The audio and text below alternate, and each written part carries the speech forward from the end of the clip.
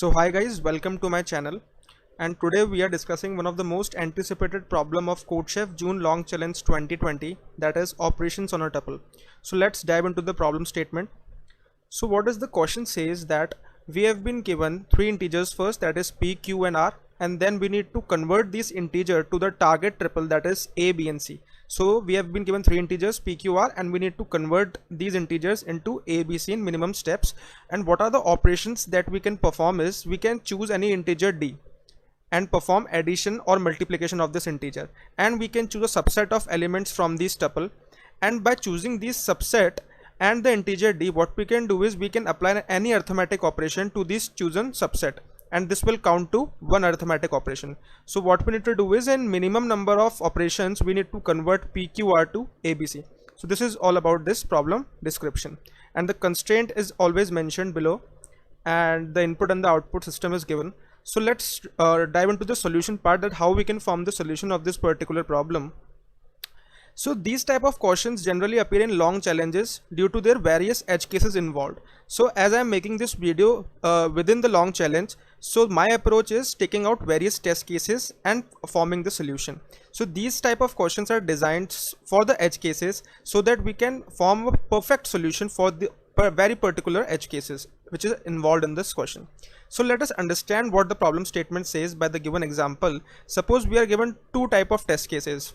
First, what we need to do is we need to convert 357 into 6510, and the second one is we need to convert 863 to 978. So how we can do this is, firstly we need to convert this this example. So what we can do is we can add 3 to both the 3 and 7, and then what we will find as a product is 6, 5 and 10. Since 5 is already matched, so we need not to perform any operation on this particular thing, and we can perform plus 3 to both of these numbers, that is 3 and 7, and form this particular result. So only one operation is required, that is plus 3 to both these numbers, and we can finally form the output. So the output will be 1 in this particular case. Now we need to convert 863 to 978.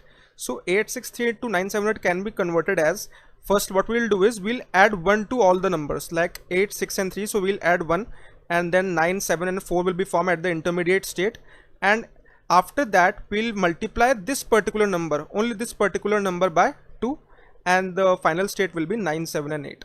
So in various steps we can do this particular thing, and there are multiple ways to do these things, but what we need to do is we need to find the minimum number of operations required to convert from the source triple to the target triple. So this is all about the problem, and this is all about the examples that is given in the particular problem. So now what we will do is we'll make out some observations from this problem. So the first observation that we can get from this problem is we can have 4 answers, that is 0, 1, 2 and 3 for any tuple. How we can get this observation is that for a particular problem, if you need to convert PQR to ABC, then the maximum operations required is 3. That is, we can add some value to P and it will convert it into A. Then we can add similar any value to Q and it will convert it into B. And similarly for R, we can add some value to it and it will be converted into C. So maximum we can have 3 operations, and minimum we can have 0 operations in the case in which PQR is same as ABC. So if P is equal to A, Q is equal to B and R equals to C, then we will have 0 operations because no operation is needed to convert PQR to ABC. So this is the first observation that we made from this particular problem. And now let us look at the answers, that how we can get these answers from this particular observation. So we are taking this problem in cases. So case 1 is when we have answer 0. So if we have answer 0, then obviously initial triple and target triple are equal. So let us see in this particular case, if we have initial triple as 1, 2, 3 and the final triple as 1, 2, 3, that means we need not to apply any operations. That means P is equals to A, Q equals to B and R equals to C. Then the answer will be 0 in this particular case. Now for all the answers 1, 2, 3, we'll try to understand by different scenarios. So for all the cases of 1, 2, 3, we're experiencing different scenarios here.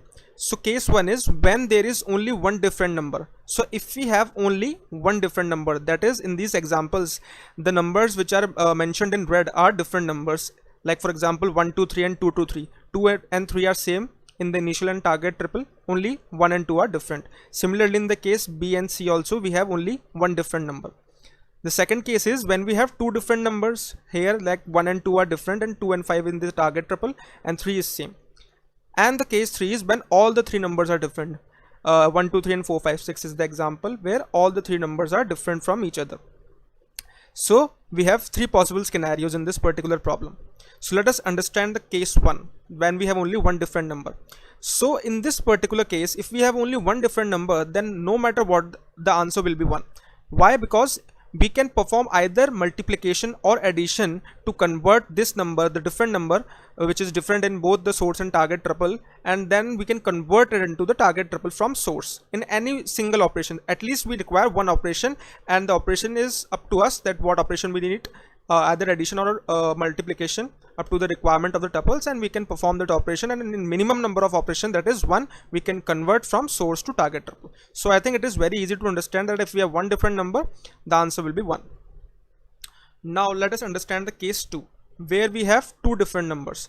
So if we have two different numbers like in these examples, so answer can be possibly 1 or 2. It cannot be 0 because we need to have at least one operation required, and it cannot be 3 because in maximum two operations, that is the difference of these values we can add to the source tuple, and the difference of these two values we can add to the source tuple, and when we can convert it in maximum two operations. So we can have either 1 or 2 as the answer. So if the two numbers are different and can be converted into corresponding target values in a single move, if we can convert two numbers into the target numbers in a single move, then the answer will be 1, otherwise it will be 2. It is quite obvious. Like for example, in this particular case, if we want to convert these 2 and 3 to 5 and 6, 4 is already matched. So what we can do is we can add 3 to this, so it will be converted into 5, 6 and 4. Or for example, we need to convert 2 and 3 to 6 and 9, we can multiply it by 3 and it will be converted. So this is the particular case where we require only one operation. So now what we can do is, in this particular case, we can form a check function. So I'll explain this check function in detail. So we have capital N, small n, capital N, small n, capital M, small m. So capital N and capital N and capital M are the initial values of the source tuple, and small n and small m are the target values of this tuple which we are matching. And one value is already matched because we are taking the case of two different values. Okay, so what we'll do is we'll check the difference of these values, like capital N and small n difference and capital M and small n difference. If the difference matches, then we'll return true because we can finally add the difference to this source values and we can convert it. So as we have discussed earlier, if the difference matches, then we can return true. Now the second case, if n is not equals to 0 and m is not equals to 0, and n modulo n equals 0 and m modulo m equals 0, these are the conditions. Why we are checking is because we need to verify this case, that whether any multiple exists, any common multiple exists of which we can multiply to these two numbers and can form the target number. So if any common multiple exists, we can check by this condition, and for this condition we need to know that the value must be an integer value, and n and m not be equals cannot be equal to 0 because divide by 0 condition must not hold here. So we check all of these conditions, and if all of these conditions are matched, then what we'll do is we'll return true. Like the case that we have discussed, that there exists a common multiple, and if we multiply these two numbers with this multiple, then we are forming this particular target case. So this is the case where we are handling the multiple case, and this is the case where we are handling the addition case. So these two cases are handled, and if any of the case holds true, then we'll return true. Otherwise what we'll do is we'll return false from here. Now we are taking the case 1. In case 1, what we are doing is we are taking two values in a single go. Like for example, first we are taking p and q values and checking it to a and b, and other thing is we are taking p and r value and checking it to a and c, and in the third case we are taking q and r value and checking it to b and c. So we are taking the values 2 at time and checking it for this particular condition. If the condition holds true, then we'll return 1, because in one single go we can convert two numbers to the target two numbers in a one single go. And if the condition does not hold true for any two numbers, then what we'll do is we'll return 2 in that particular case, because two operations are required to convert the two numbers from the source tuple to the target tuple. So this is the condition we are checking.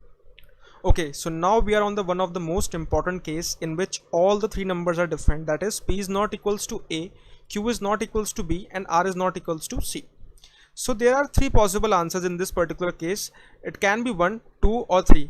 Or 1 in the case in which there is only one operation required to convert all of these P, Q, R number to A, B, and C. And 3 in the case in which we require one operation for P to convert it into A, one operation for Q to convert it into B, and one operation for R to convert it into C. So there are three answers possible in this particular case. So we'll discuss all of these cases one by one. So we need to convert all the three numbers to target number, which implies that we need a single operation, that is either add or multiply a number to all the three numbers in the source tuple to convert into target number. Okay, so in case 1, what we are trying to do is we are trying to find out a number D that is added or multiplied to all of these three numbers in the source tuple P, Q, R, and we are producing the result ABC, which is the target triple product. So what we are trying to do in this condition is, if the difference of any two consecutive values, that is P and A matches with Q and B, and Q and B matches with R and C, the difference of these values, that means there is the difference is common in all the three cases, and in that particular case we can return 1. Otherwise, what we are trying to do in this particular case is we are trying to check if there exists any multiple of P, Q, and R which is common in all the three cases, and the result producing is A and B and C. So in this particular case, what we will do is we'll return 1. So I think these are quite some basic cases which we can write for the answer 1. Okay, so moving on to the next part. What we need to do is we need to find whether the answer 2 exists in the case where all the three values are different. So this is a rather long case, and you need to have some patience to understand this case. Okay, so in this particular case, I have tried to simplify this specific case into the form of a linear equation. So what we are doing in this linear equation is we are adding some value x to all the three integers P, Q, R, and then multiplying the result by some specific number D, and then we are getting the answer as A, B, and C. So let us consider in this particular example that if we add 1 to 4, 2, and 3, then we'll get an intermediate state 5, 3, and 4. And after getting this state, we'll multiply these numbers by 2, then we get the desired result as 10, 6, 8. So if we want to convert 4 to 3 to 10, 6, 8, this is the following procedure that we can use. And in this particular procedure, what number of operations that we are using is only 2, that is addition of 1 and then multiplication with 2. Or what we can do is we can simply multiply any number D with this P, Q, R, and after that what we'll do is we'll add x, some integer x to it, and then we are getting the desired result. Likewise, in the same example, 4 to 3, we are multiplying it with 2, and then we are after getting the intermediate state, we are adding the integer 2 to it, and then we are getting the result 10, 6, 8. So how we can achieve these condition is we can simplify this equation, like subtracting equation 2 from equation 1. What do we get is that D is equals to A minus B upon P minus Q. After you solve these two equation, x term will got cancel out, and the value of D that we are getting is A minus B upon P minus Q. Similarly, if you solve these equations, if you subtract equation 2 from equation 1, x will get cancelled out, and the value of the value of D that we are getting is D is equals to A minus B upon P minus Q. The value of D is both same in both the cases. Now if we subtract these two equations, then also we'll get the value of D, and if we subtract these two equations, then also we'll get the value of C. And the value of D in all the cases is D equals to B minus C upon Q minus R in this particular case. If we solve these two equations, equation 2 and 3, and the value of D is A minus C upon P minus R if we solve equation 1 and 3, and the values are same in this particular case also if we are taking these equations. So what do we refer from these equations is that if we get the same value of D in all the cases, then what should be written is we should return the answer 2. That is because we are getting a single value D, for which the equation P plus X into D equals to A, Q plus X into D equals to B, R plus X into D equals to C. That means for a same value D, we are getting the desired result, and for some X also we are incrementing these values with some X and then multiplying it with D. So the operations required are only 2. So if these all values are same, that means after these divisions are performed, if we are getting a single value D, that means we should return the answer as 2. Similarly in this case also, if all the values of D are same, so what we can do is we can simply apply a check. on these values, that if this value is equal to this value, this value equal to this value, that means we'll return the answer 2. So let's see the code for this. So if P is not equals to Q, Q is not equals to R, and R is not equals to P, that is because we are multiplying, we are dividing this equation with P minus Q. So if P is equals to Q, then the division will not be possible, because the condition will arise by divide by 0 condition will arise. So we are checking it in the first case, then we are checking that the modulo is always equals to 0. That is because it should have an integer value after division. And then after, at last, what we are doing is the condition which we got from the result of solving the linear equation, we are checking this condition, and if these conditions are matched, then what we will do is we'll return 2 as a result. So we analyze this case.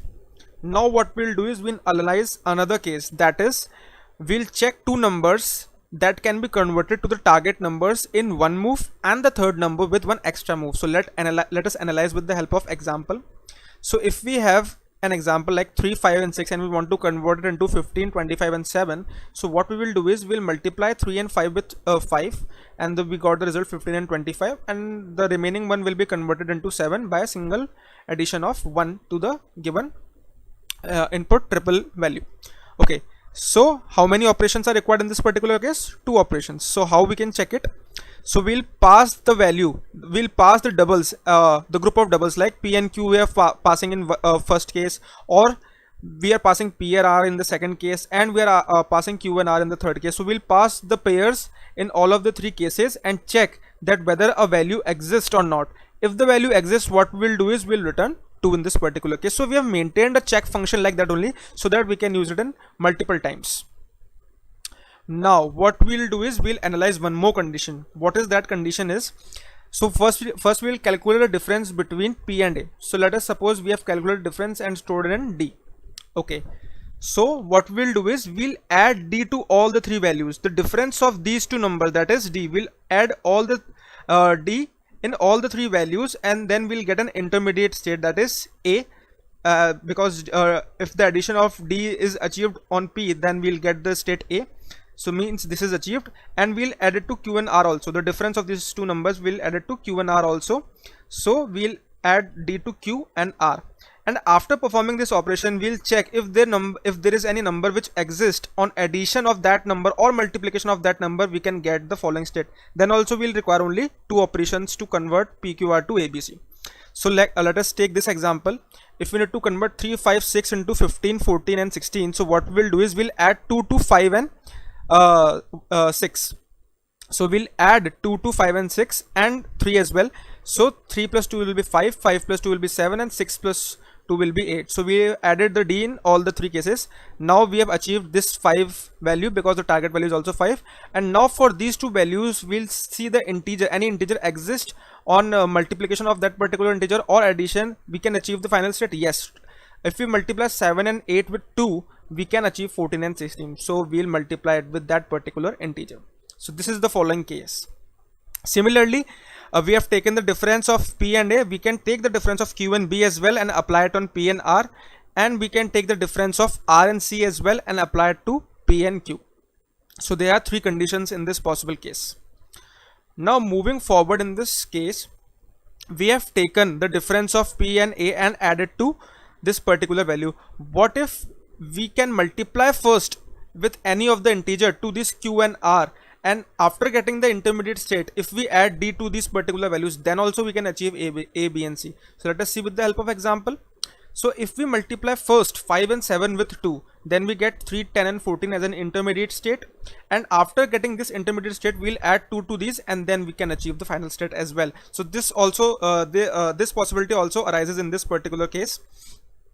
So what we can do is, in this possibility, first we'll subtract the difference, that is the difference is 3 of 3 and 5 is 2. So first we'll subtract the difference from this particular final state and achieve an intermediate state, that is 3, 10 and 14, and then we can see that how we can convert 3, 5, 7 to 3, 10 and 14, that is simply by the multiplication of 2 to these 2 integers. So we can achieve this state as well from this particular case.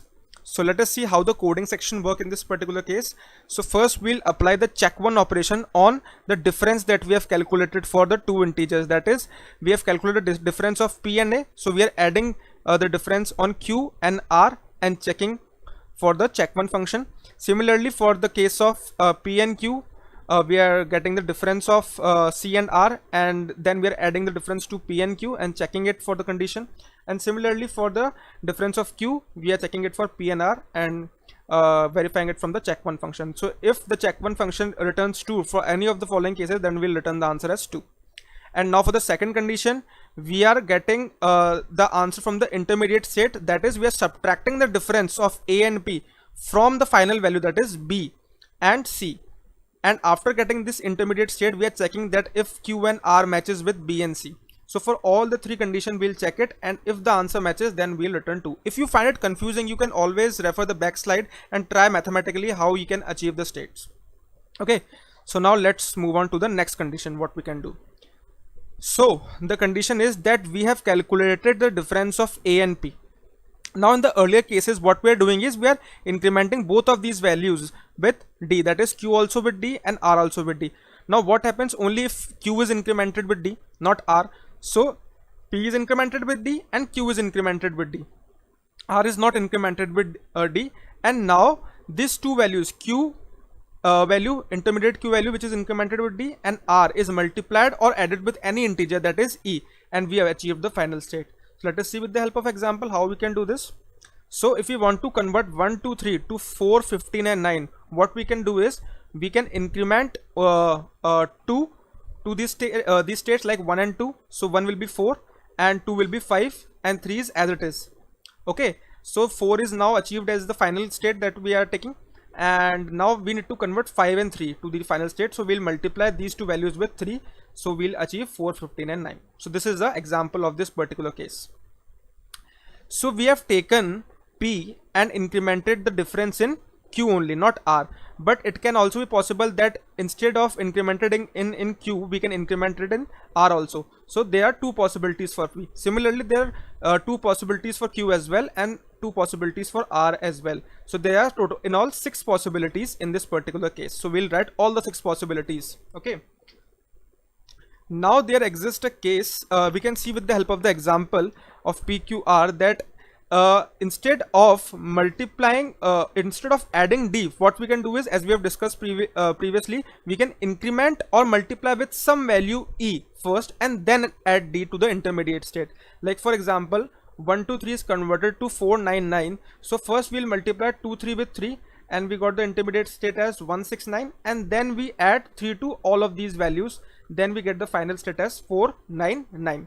So we can also apply multiplication or addition of some random value to all of these pair values, and then after getting the intermediate state, we'll add the value of the difference. So this can be also a possibility. And similarly, the possibilities will take 6 cases, because P will have both the values from Q and R. Similarly, Q will have both the values from P and R will have both the values from P and Q. So you can analyze these states, like there are some repetitions, there is a pattern following these cases.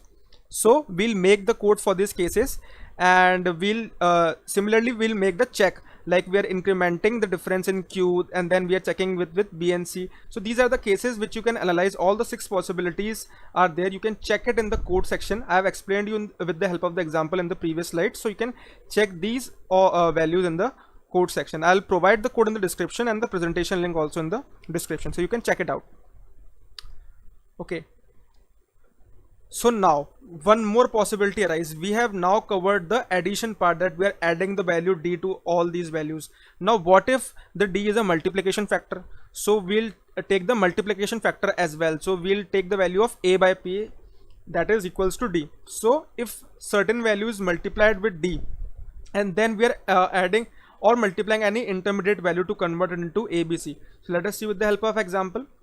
So what we are taking is 3, 5 and 7. So first we are multiplying 2 to 5 and 7, and then we are getting an intermediate state of 6, 10 and 14, and then we are adding any value, that is 2, to get the final state, that is 6, 12 and 16. So only 2 operations are required in this particular case also.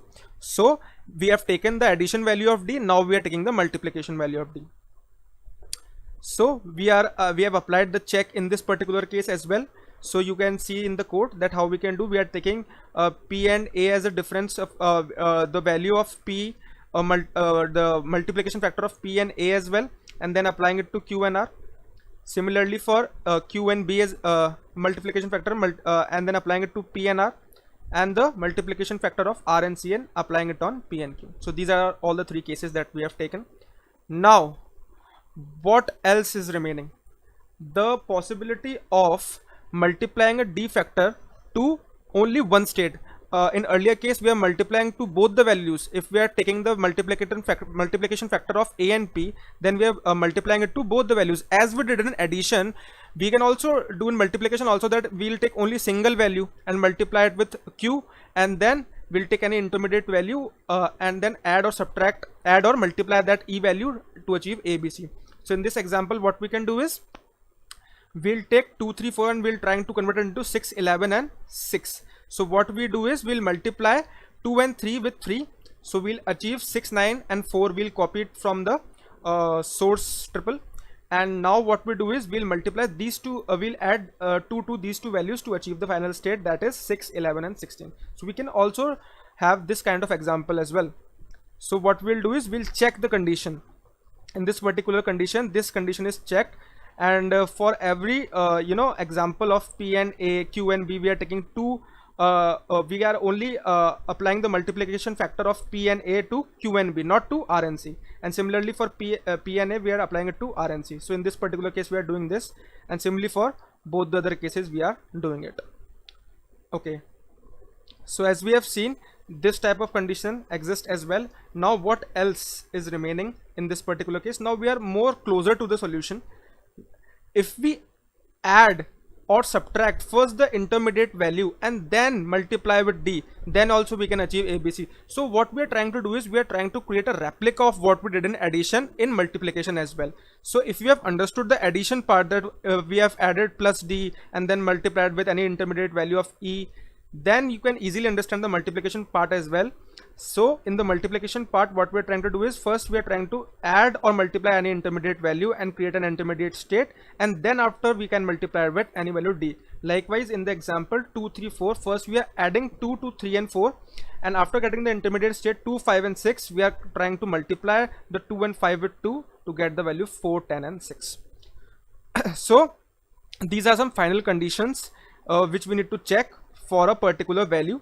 And after checking these conditions, what we are trying to do is we are trying to sum up the code. For every possible test case, we have tried to find out that the answer is 2 if P is not equal to A, Q is not equal to B, and R is not equals to C. And when will be the answer 3? If all of these answers does not match, that means the answer is 3.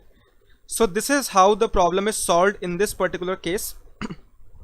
So it is the complete code for this particular problem that you are trying to run. This code seems to be a little difficult, but if you understood the explanation of each and every test case that we were considering in this code, then you can easily create this code. So thought about this question. So why this question appear in this long challenges? I know it is very difficult to find out different test cases and then generalize all the test cases, but that's how long challenge works. You know, it gives you 10 days to solve all the questions, and if you're getting so many number of days, so it tries to test your patience level and your thinking level. So good companies also require the software engineers which have good thinking levels and good patience level. So these type of questions generally appear in long challenges, but the best way to approach these types of problems are if you're facing difficulties in cases. So I should recommend that you should give at least some time to design test cases and then apply a code to these particular test cases. This is how I did it in long challenge. So if you have any doubts, you can comment us in the comment section below, and if you have any better approach than this, then you can also comment us in the comment section. And if you like our efforts, you know, there are various hours spent to make such content. So if you like our effort, then please do share, like and subscribe my channel. So thank you so much for watching the video.